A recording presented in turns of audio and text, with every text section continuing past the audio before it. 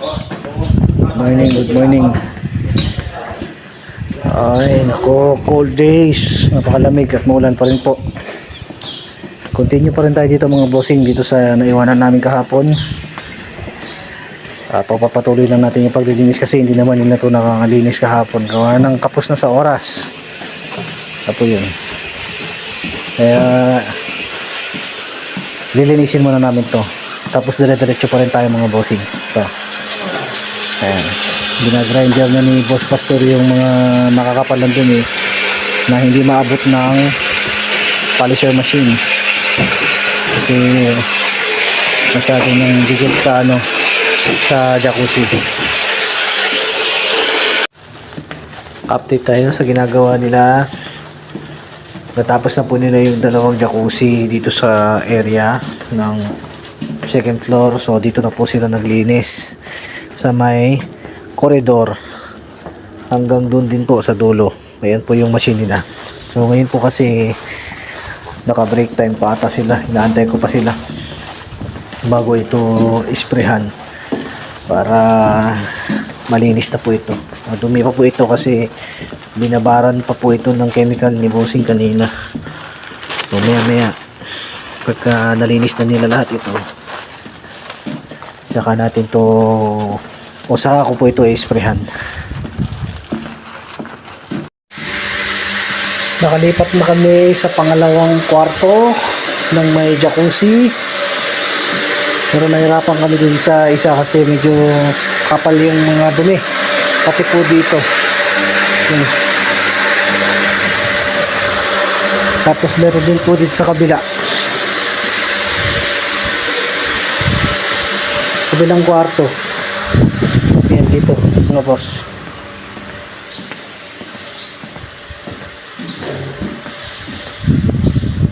Dito banda meron din pong jacuzzi dito na napakakapal ng dumi. I'm sure mahirapan kaming magtanggal nito. Yan nyo, napakaiitim ng tiles. Tapos tignan nyo naman ang tanawin dito mga boss, sobrang peaceful. Ayan napaka peaceful ng katao-tao, walang ingay, maririnig mo yung huni ng mga ibon, ng mga uwak, pati yung huni ng hangin maririnig mo po dito. Pero pagdating ng summer, sigurado dumog na dumog daw po dito. Well, hindi ko pa naman po na-experience kasi hindi po ito yung hotel na pinapasukan ko. Sa ibang branch po ako.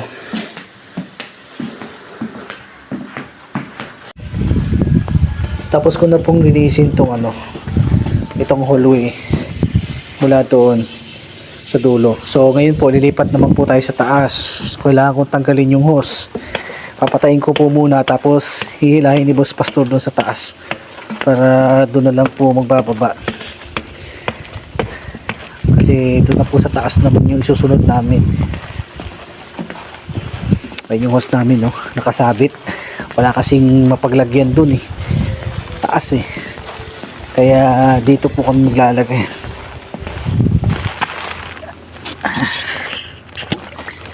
Okay na Tor, okay na, hilahin mo na, ibaba mo yun doon. Oo yan, yung nandyan sa itinanggal ko dito sa may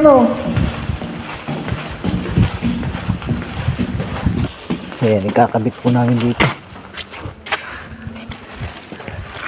May kabitan daw dito sabi ni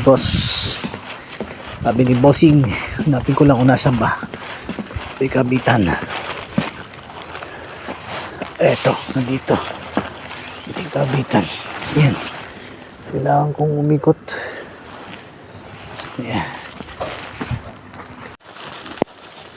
Yan, dito tayo dadaan kasi walang daanan doon sa harapan. Dito natin ikakabit, medyo malayo doon pa sa dulo. Wala kasing pintuan tong dito bagay, bakit nga naman nila lalagyan? Baka mamaya may bata pong tumawid. Ngala Ito ikakapit ko. Yung gripo. Puro tago po kasi yung gripo nila dito. Yan. Testing natin. Yan, may tubig naman siya.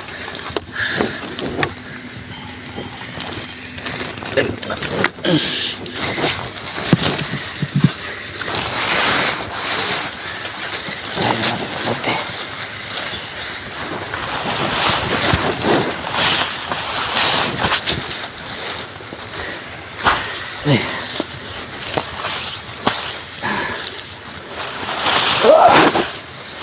Baka po kasi mabali naman na nasyasabi ko. Okay na siguro yan.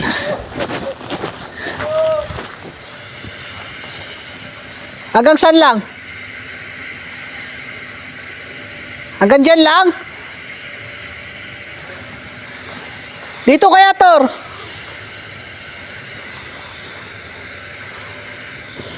Hindi abot yung ano namin. Dito na po namin dinaan kasi ang hirap po dito. Maiksi masyado yung hose. Hindi niya kayang abutin yung bandang area dito. Pero naikabit na po namin. Ayan. Dito namin dinaan sa pinakadulo. Babalik na po ako doon. Natin balik.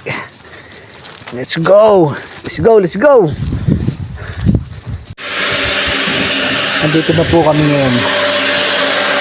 Siguro hindi po ito matatapos din yung araw kasi ng oras na. Alas 3 na po eh. Ayan. Tapos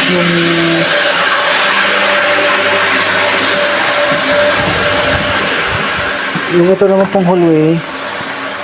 Saka dito, bukas na po ito. Dito ang kasunod, tapos ko na po ito. Tapos dito naman sa kabila, meron lang binabalikan si bossing. Ginagrinder niya para matanggal niya yung dumi. Maganda. Ayan. Ginagrinder niya. Medyo siksik po kasi sa loob. Madumi. Ayan. Ayos ka lang, bossing! Ayan, ginagrinder po niya. Para wala na po kami babalikan. Ayan, dito. Dito okay naman, marinis naman po dito. Yung mga gilid-gilid lang po kasi. Lalo na to, yung drainage ito eh, tagong-tago. Sigurado sa style niya.